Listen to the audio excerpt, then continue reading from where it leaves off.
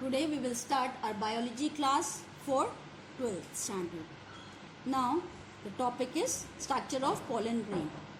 Structure of pollen grain consists of two layers. First, outermost is called exene, and this is ornamental, rough structure and composed of sporopollenin. And this sporopollenin is a resisting, and this is resistance power. That's why this is also used as a fossil record. Okay, and the second layer or the inner layer is called intine, and this intine, this is thin and composed of pectin and cellulose. Okay, and this pectin or cellulose intine thin wall, but it emerges out of this exene where exene are absent or lacking. See here in this case, exene absent or lacking in this area. Because of this germ pore is formed here between these two exene. From this two exene between this area germ pore, this pollen tube in the form of intine emerges out. Okay, and inside this exene and intine a dense cytoplasm present, and inside this dense cytoplasm nucleus are present, and nucleus are of two types, and these nucleus are large and small in size. This is the difference, and larger one is called vegetative nucleus and the smaller one is called generative nucleus. Now see, this generative nucleus undergo mitotic division which form a two male gametes. Generative cell nucleus become two male gametes, where vegetative cell remain as a vegetative cell. Now see this. Each male gamete consists of a large nucleus, this male gametes, okay, and vegetative nucleus and a pollen tube. Now, each male gamete consists of a large nucleus and surrounded by thin sheet of cytoplasm, externally limited by the cell membrane. But mostly in angiosperm, cell membrane is not covered by the cell wall.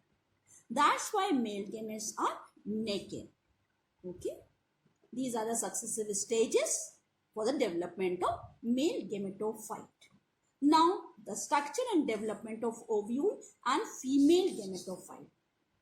You know that inside the ovary, ovules are there, and these ovules are attached by the placenta from the ovary wall, and after fertilization this ovule develop into seed and ovary become fruit.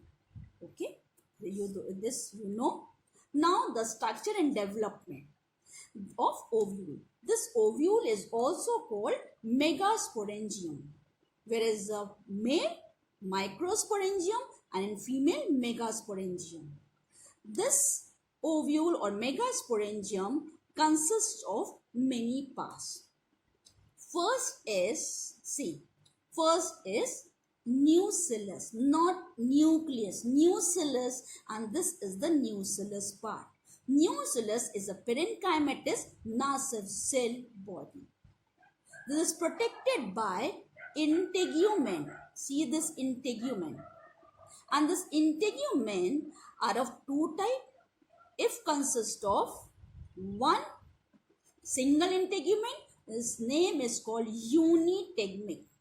And if two layers are there, integuments are two, then it's called bitegmic. Okay. Now see, the inner, this outermost is slower in growth than in the inner. That's why some part of this nucellus is incomplete, and this space is called, this portion where integument incomplete or not developed then this area or a pore is called micropyle. Third is micropyle. Now this ovule is attached by a placenta or by a stalk, and this is called funcus. See, this is the stalk is called funcus, where is the attachment area is called hilum. Okay, this is funcus, this is called hilum, attachment is called hilum. Now the basal part, see the basal part. This basal part where the nucellus, integument and funcus merges is called known as chasm. Okay. Now see this. Ovule consists of nucellus, integument outer wall, unitegmic and bitegmic type. Pore is called micropylar region, and the attachment by the stalk is called funcus, and the attachment area region is called hilum, and where three of this merges is called chasm end. You have to know all these main parts, because by this only you write the name of types or differentiate the types of ovule pattern. Now see this. The outer, this is the main point. The growth of the outer integument is slower, okay, than that of the inner integument, and the integument soon cover the nucellus, leaving a small opening at the tip, and this is called microsporopyle. Now megasporogenesis, or the development of megaspores within the ovule, is called megasporogenium. This is called megasporogenium. When convert development of megaspores within this area, this is called megasporangium, but the process is called megasporogenesis. Same case as in the microsporogenesis, male gamete is formed. In this case also, megasporogenesis, female gametes are formed. Now we will continue development of female gametophyte. Now first, see this. The cells are same parenchymatous cells and covered by epidermis. But see, some hypodermal cells. Hypodermis means after epidermal cell, hypodermal cells are there, and these hypodermal cells at micropylar end.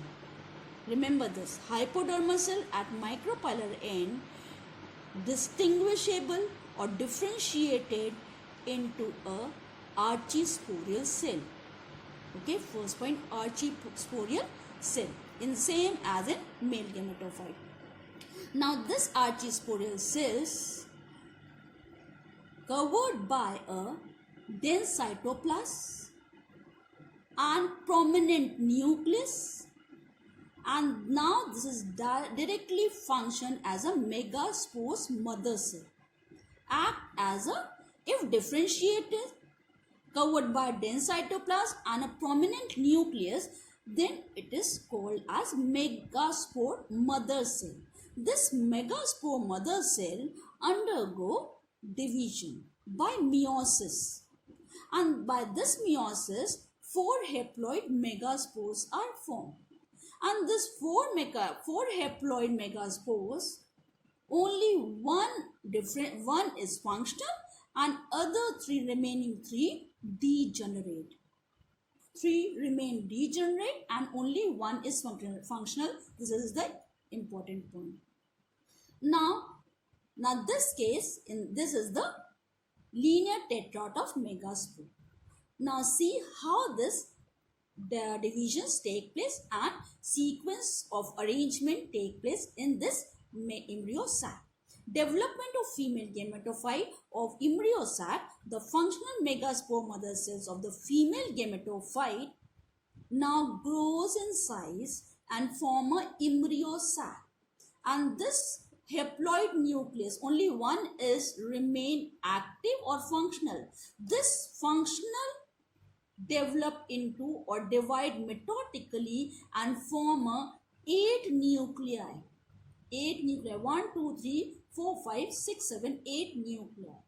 By mitotical division, one of the haploid nucleus which is functional is divided and form a 8 nuclei.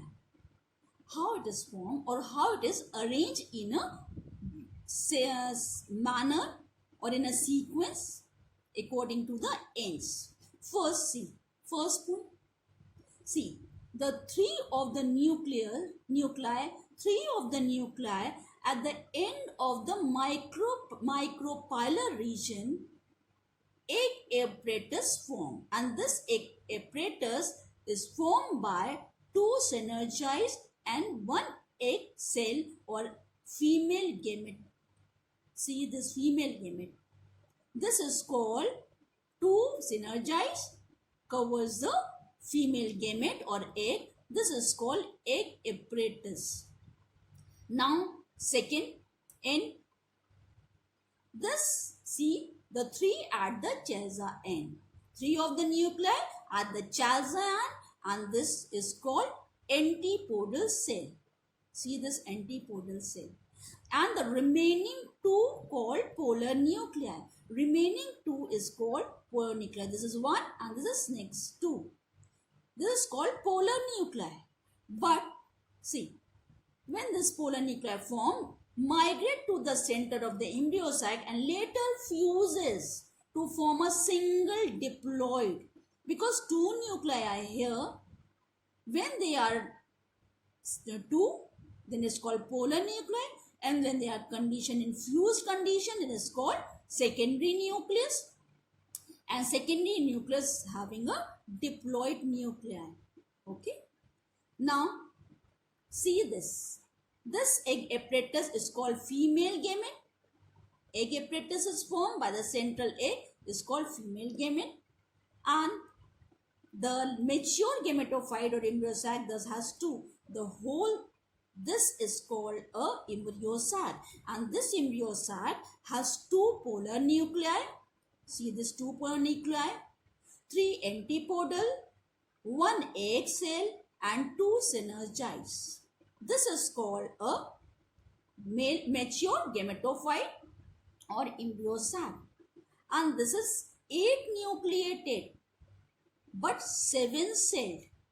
Okay, because this is 1, 2, 3, 4, 5, 6, 7. 7 celled but 8 nucleated. And it's also called monosporic 8 nucleated embryo or polygonum type of embryo sac. And this type of embryo sac is present in 81% of flowering plant. Later on we will discuss pollination.